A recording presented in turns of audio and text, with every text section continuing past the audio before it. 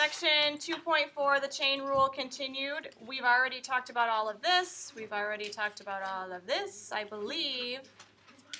Actually, we've already done this too. We are on page 4 of my notes. I'm not sure if they're page 4 of your notes or not. Okay, so this first example is not a trig example, but I am going to run through it with you anyway, and then after that I have a few trig examples, and then we'll be done. So the very first example here, f of x is equal to x squared over x cubed plus 2 squared. And you have to find the derivative. So clean it up a little bit first. What do you do? Any suggestions on how I can clean this up? Is the 2 part of the power? Is the 2, we have x squared squared. Multiply, no. Yup, it has to go to both. Since it's the whole fraction that's being squared, we have to square both the top and the bottom. So this, I'm going to rewrite as x to the 4th power divided by, and then on the bottom we have x cubed plus 2, and that has to be squared. So the issue becomes the denominator, okay? Now, we have talked about one similar to this today. In fact, Joey, you were questioning this a little bit. This is going to be an example of when we are going to have to take it beyond just taking that denominator and moving it to the top and changing the value of the sign. We can still do that, but we're going to have to apply the product rule to it too. So where is the issue here? What do we not know how to find the derivative of? There's 2 equations to the power.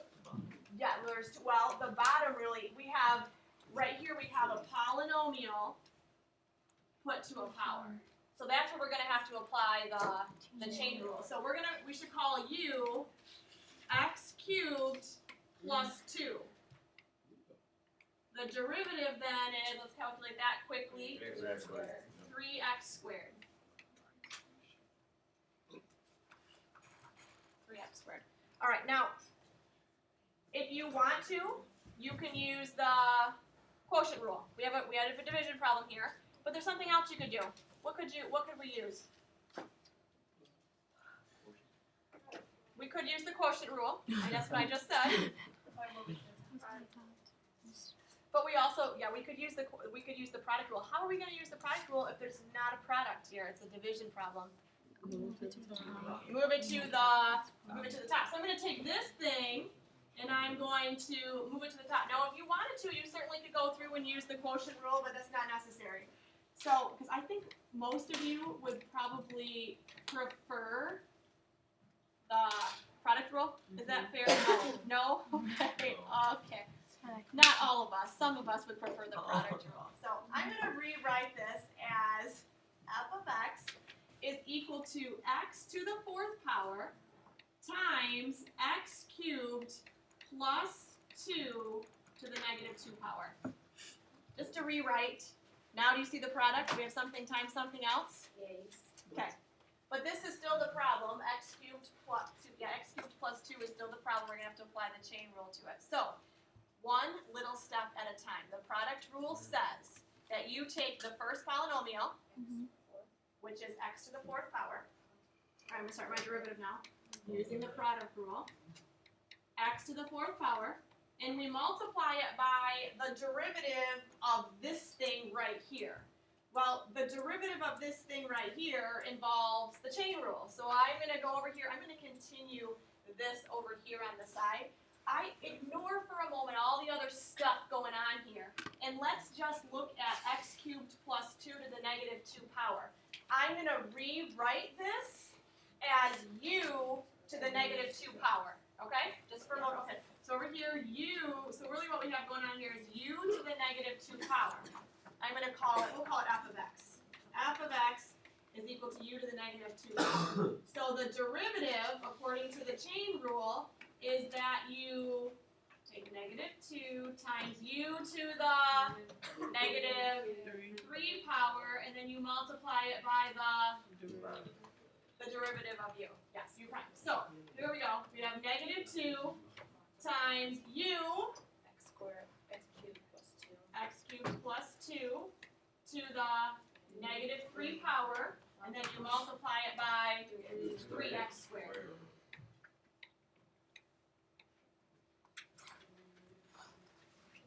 Okay. Are you okay with that?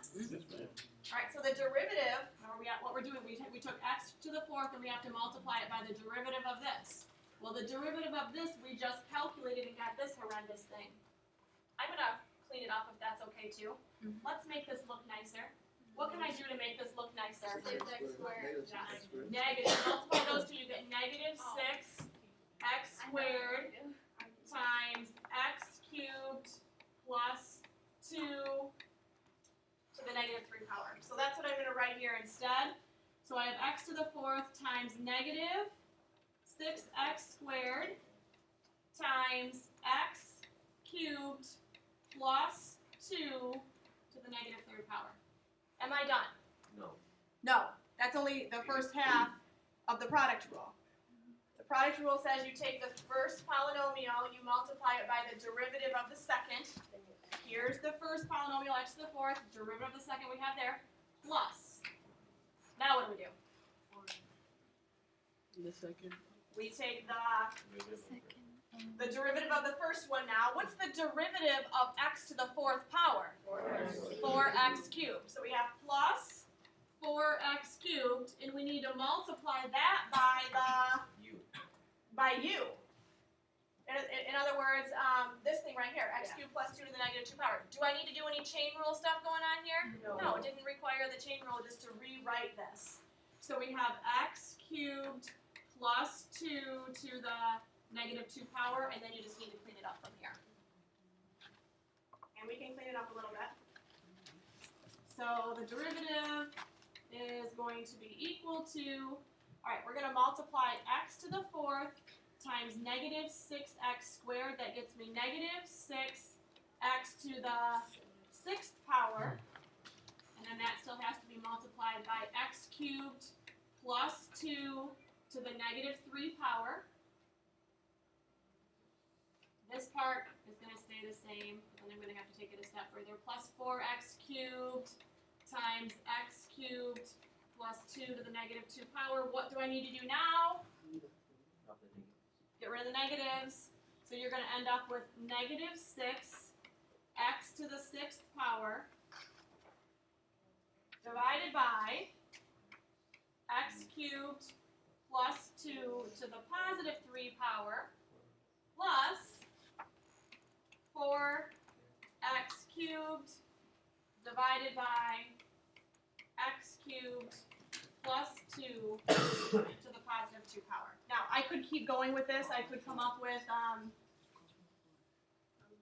a different answer, a common denominator and such, but I think that this answer is sufficient. Great. Is great, yes. What do you think? Keep going.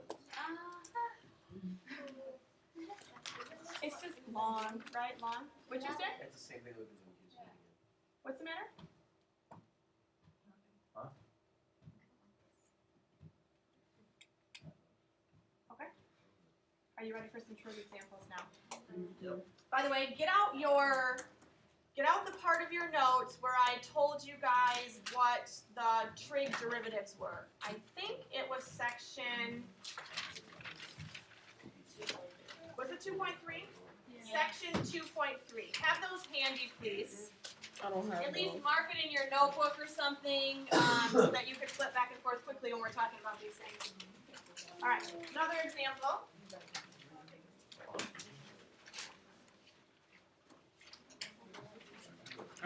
Secant of x squared.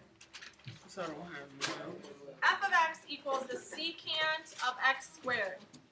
Now we're going to change how we're going to use the derivative a little bit, or how we're going to use the chain rule a little bit, because now we are talking about trig functions instead. If you go back to that section of your notes where we were talking about the derivatives of trig functions, I gave you guys the derivative of the secant function. What is the derivative of the secant function? Secant x times the tangent of x, okay? So keep that in mind. But so the secant, the derivative of the secant of x is secant x tangent x. I'm not asking you to find the derivative of the secant of x. I am asking you to find the derivative of the secant of x squared. So that means we're going to call x squared. To make this a little bit easier for us, we don't have a rule for it, so we have to apply the chain rule. What's u prime? 2x. U prime is 2x. So I'm going to rewrite this function now as f of x is equal to the secant of x squared. What is x squared? It's u, the secant of u. And now I'm going to apply the chain rule. But why do we have to do Because it's not the secant of something times something else. It's the secant of one quantity squared. Okay? Secant of one thing, x squared. All right. So the derivative. The derivative of f of x. Well, the chain rule says that you actually find the derivative of this, the secant of x. What is the derivative? Not the secant of x, the secant of u. What's the derivative of the secant of u? Secant u, tangent u. So the inverse is, not the inverse, the derivative is secant u, tangent of u. And then you multiply that by the derivative of u. So the derivative of u is that. I'm going to keep going. Secant u. What is u? X squared. It's x squared. So really what we have here is the secant of x squared, tangent of u. What is u? X squared. And what is the derivative of u? 2x. That's your derivative. So we have, yes, that is it. 2x secant x squared tangent x squared. That's it. It's not horrible, is it? It seems too easy. Okay, well, let's go on to the second example. F of x is equal to the secant of a half x tangent of a half of an x. What do we have here? What rule do you think you're going to need to use? The product rule, because we have, do you see that? Yeah. Sydney, if you have something times something, in this case, you have to pay two functions, okay. All right, but the good thing about it is that we know how to find the derivative of secant, and we know how to find the derivative of tangent. The only issue is that we don't know how to find the derivative of the secant of a half of an x. We only know how to find it for the secant of x. So what's u? What are we going to call u? Half x. U is going to be a half of an x. U is equal to 1 half of an x. 1 half x. Stay alive there, sweet I'm pea. trying so hard. Wait, I have a question. Yeah. Sorry. Why wouldn't it be like tan half x? So that you could, because whenever you do the chain rule, you take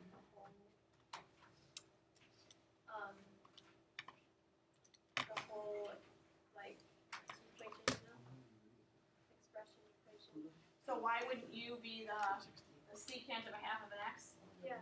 Well, that's the problem though, is that we don't know how to find it. Because the very first thing you do when you're using the chain rule is you identify u and then you find the derivative of it. We don't know how to find the derivative of the secant of a half of an x. But if we could somehow make this just say the secant of u, then we can just apply our, not the, well, we have the chain rule, but we can just, what is the secant of x? It's the secant x tangent of x. So if we could make this say a u, it's just going to be secant u tangent of u. So the part that's giving us an issue here is this thing right here. We don't know how to find the derivative if it's not just an x. We only know if it's a half of an x. All right, so u is a half of an x. What's u prime? 1 half. 1 half. 1 half. All right. chain rule. I didn't mean to put derivative there. F of x. I'm going to rewrite first of all. F of x is equal to the secant of a half of an x. Well, a half of an x is u.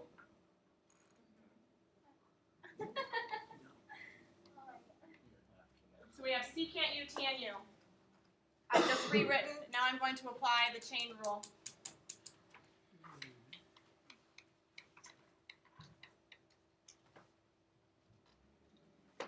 The derivative of this is going to be, now remember, you take the first function, secant of u, you just write it down, so it's going to be secant u, and you have to multiply it by the derivative of the second function. What is the derivative of the tangent of u?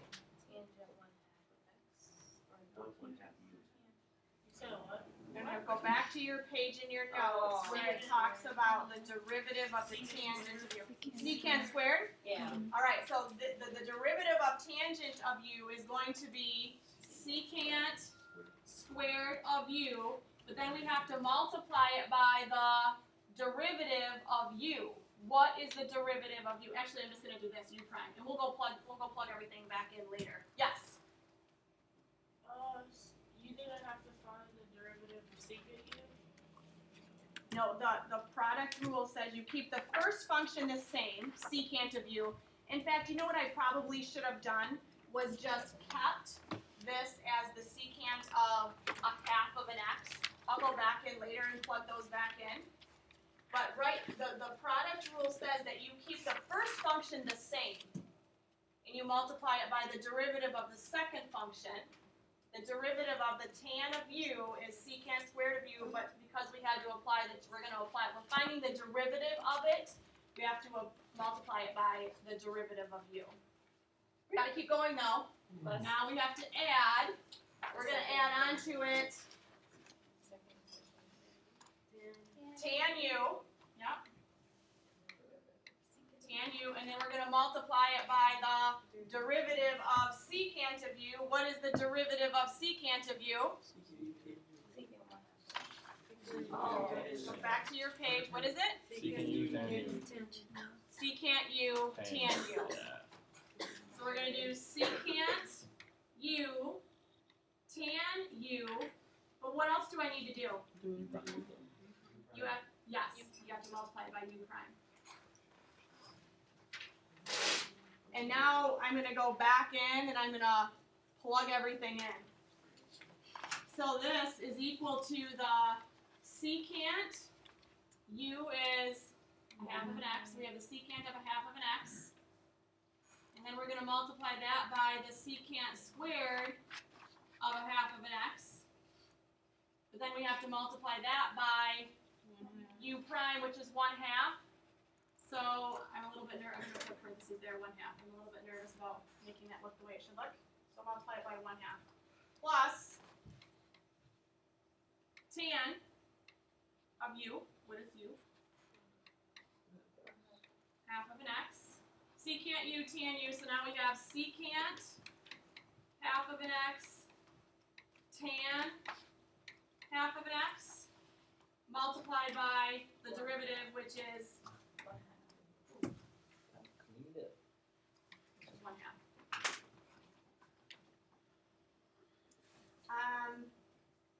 I see a secant half of x times secant squared half of an x. What's that going to be? Let me ask you this. What is x times x squared? X cubed. So if you have secant of something times secant squared of something, that's going to get you secant cubed of a half of an x. But there was that 1/2 at the end. I'm going to move that 1/2 to the front. So we have 1/2 secant cubed of a half of an x. Plus, I have a half. I'm going to move it out front. Just moving this to the beginning. I notice I have a tan of a half of an x, and I'm going to multiply it by a tan of a half of an x. So we have the tan squared of half of an x multiplied by the secant of half of an x.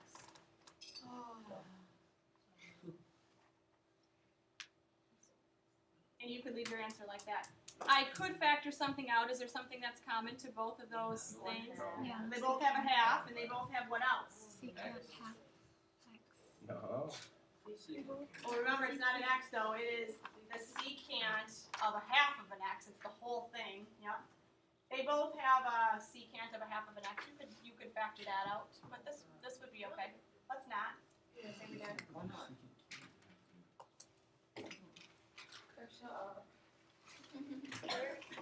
Why did you multiply it 2 times by the derivative of u? You said you only do it 1 time.